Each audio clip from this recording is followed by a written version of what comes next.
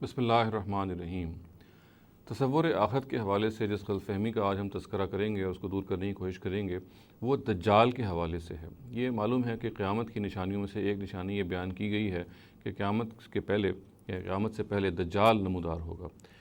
اس کے بارے میں بہت ساری آراء پائی جاتی ہیں کہ دجال کون ہوگا۔ کچھ لوگوں کا یہ خیال ہے کہ یہ ایک تہذیب کا نام ہے، کیونکہ جو دجال کا لفظ ہے اس کا لفظی مطلب ہے کہ عظیم فریب کار، یعنی ایک عظیم دھوکہ دینے والا شخص جو ہے، بہت بڑا دھوکہ دینے والا شخص۔ تو اس کے حوالے سے ہمارے ہاں مختلف آراء پائی جاتی ہیں۔ جیسے کہ میں نے عرض کیا، کچھ لوگوں کا خیال ہے کہ اس سے مراد ایک ایسی سویلائزیشن ہے یا ایسی تہذیب ہے کہ جو دجالی تہذیب ہوگی، جو دھوکے پر مبنی تہذیب ہوگی، یا اس کے علاوہ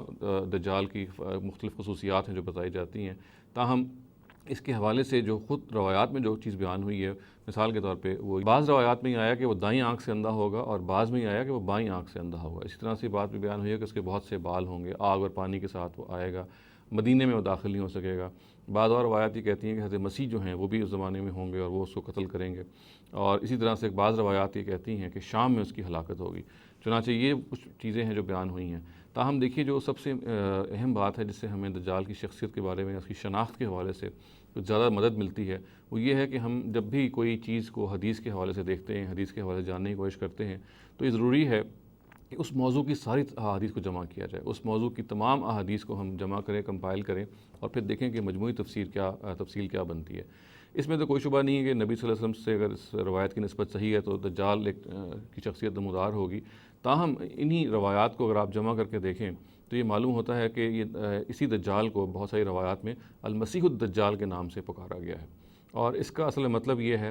کہ ایک ایسا شخص جو کہ اپنے آپ کو حضرت مسیح کے طور پہ جھوٹا دعویٰ کرے گا۔ یعنی دوسرے لفظوں میں آپ یہ کہہ سکتے ہیں کہ قیامت سے پہلے ایک ایسا شخص نمودار ہوگا جو کہ مسلمانوں میں اور بعض اور اقوام میں، جیسے یہود و نصارہ کے اندر یہ تصور پایا جاتا ہے کہ حضرت مسیح جو ہیں وہ دوبارہ آئیں گے، تو اس تصور سے وہ فائدہ اٹھائے گا اور اپنے آپ کو حضرت مسیح ظاہر کرے گا۔ ظاہر ہے مسیح تو نہیں ہوگا مگر اپنے آپ کو مسیح ظاہر کرے گا۔ اسی لیے اس کی جو صفت ہے وہ مسیح الدجال ہے، یعنی وہ ایسا دجال ہوگا، ایسا فریب کار شخص ہوگا جو اپنے آپ کو حضرت مسیح کے طور پہ ظاہر کرے گا، اور ان روایات سے وہ فائدہ اٹھائے گا کہ جو مسلمانوں میں اور یہود و نصارہ میں موجود ہیں، جو یہ کہتی ہیں کہ آخری دور میں حضرت مسیح جو ہیں دوبارہ آئیں گے۔ میں اس میں عرض کر چکا ہوں اپنے بعض اور لیکچرز کے اندر کہ حضرت مسیح کے دوبارہ آنے کے حوالے سے یہ بات بہت مستبد ہے، یہ بات بہت امپرابیبل بات ہے۔ اس کے حوالے سے قرآن مجید بھی اس خلاف پڑتا ہے یہ معاملہ سارا، اور ان روایات پہ بھی بہت ساری بحث ہے۔ تاہم وہ ایک الگ لیکچر میں آپ اس کو جان سکتے ہیں، سن سکتے ہیں۔ یہاں سردست یہ جاننا ضروری ہے کہ دجال کی شخصیت کے حوالے سے